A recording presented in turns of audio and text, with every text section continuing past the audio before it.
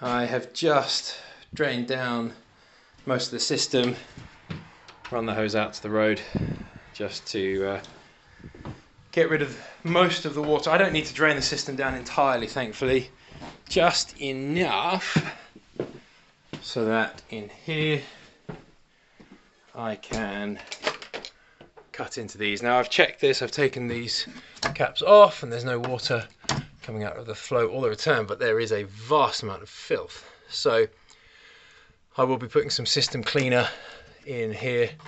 Leave those on for now just because I can.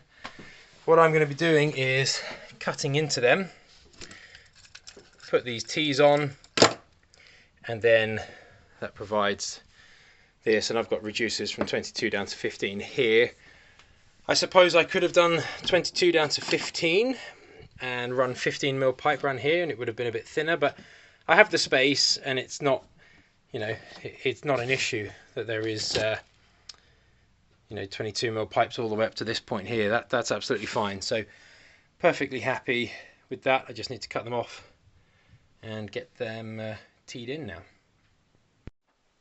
The light completely failed on me yesterday, Saturday evening, and it's, what is it, early January now, 10th of January. Time's really pressed on because I had a bit of a break over Christmas. So with the light failing, I wasn't able to film anything, but this is the outcome.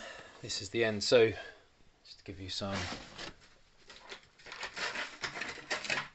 perspective, the boards will run straight across here, so that's all fully contained there, and they'll run across there like that, so that's fully contained back there all the way down to the floor.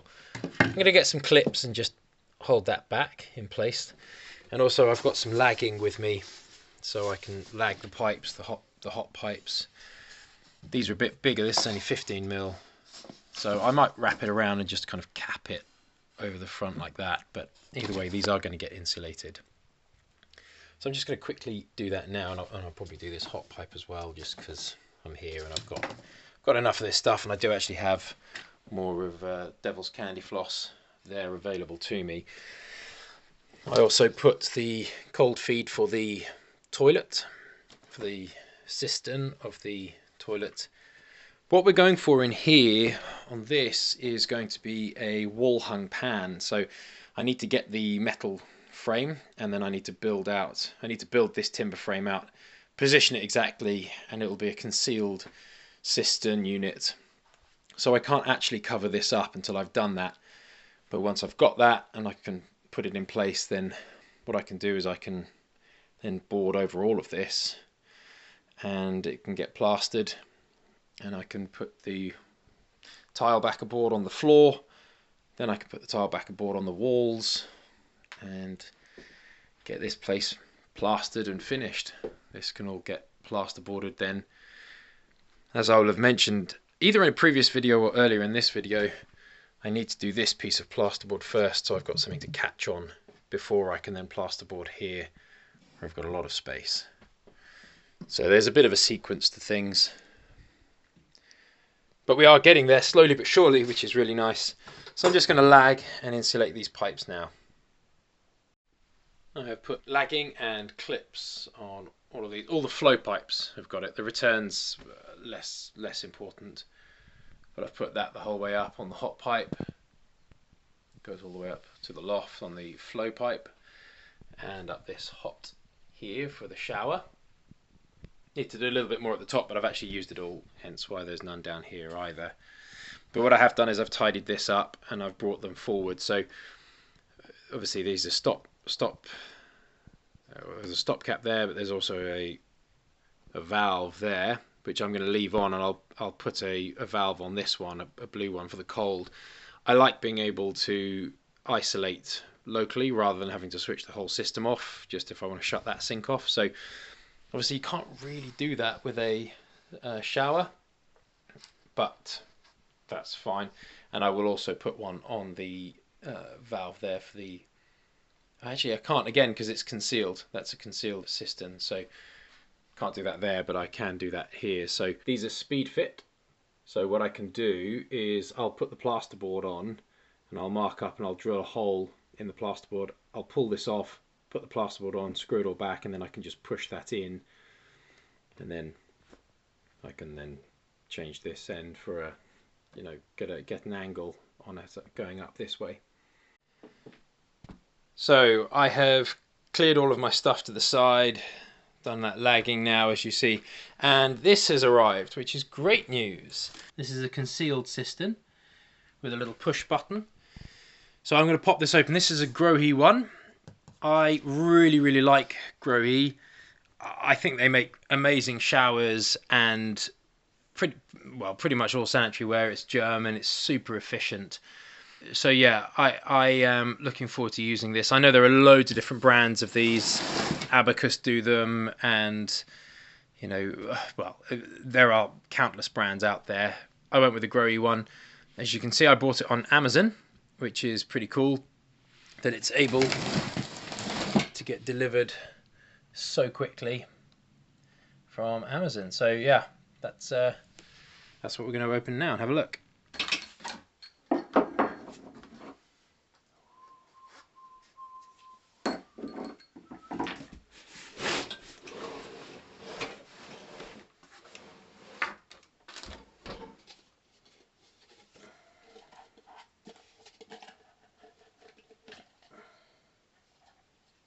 Nice rubberized seal there. That fits in really nicely. That's the cap to protect. That protects the waste from any debris or anything going in while you're doing your tiling and your, you know, plastering, anything else that goes on. This protects anything from blocking your soil stack. This will obviously protect the actual flush mechanism, the cistern there. Some reducers, some clips to hold things in place. This is the other pipe protector. Again, this stops any debris from getting on here and causing issues. It actually goes on this way. This is the end that you use to tighten and loosen. So that's the end that gets protected, and then this end gets screwed in. And the bolts, combined with the frame, take up to 400 kilos in weight. So if you're in excess of that, you need help. Decent instructions here. I don't know if everyone's taken a leaf out of Lego's book, but these instructions are really good. There is also a very good video on YouTube that shows the full installation of this. I will post a link to that below. It's not an especially long video, but it does go through in real detail what to do and how to do it. I'm going to be adapting that. I think in all of these situations you need to be a bit flexible, you need to be a bit adaptable and understand that not everything works in a perfect way like it might do on a YouTube video. So be prepared to be adaptable. Now I'm not sure what's happened here, but some of these fittings have ended up coming in loose, and I don't know why. I don't even know if these go together, but they fit. So what I'm going to do is attach these on for now, just so that I don't lose them. I don't want any loose nuts and bolts, but they came in the pack loose, but these are all sealed up, so I'll have to find out where or why that is. But for now, whether they go on here or not, I'm just attaching them so that I have them all together out the way. They do come with really good quality fixings. I mean, that is a very solid roll plug, and nice hex bolts here with screws, like timber locks basically, and some metal tapping screws as well. So they give you decent fixtures and fittings for sure. And then I believe this is a template guide. Yeah, this is a template guide, so you can figure out what you need to cut out for your tile. So that's something to keep for sure.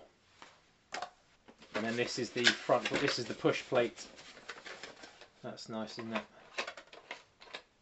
I like that. And I believe this comes out, because it's a square, it comes out and rotates 90 degrees so that the Grohe sign can be horizontal, or you can have the push button upright, depending on which way you want it oriented.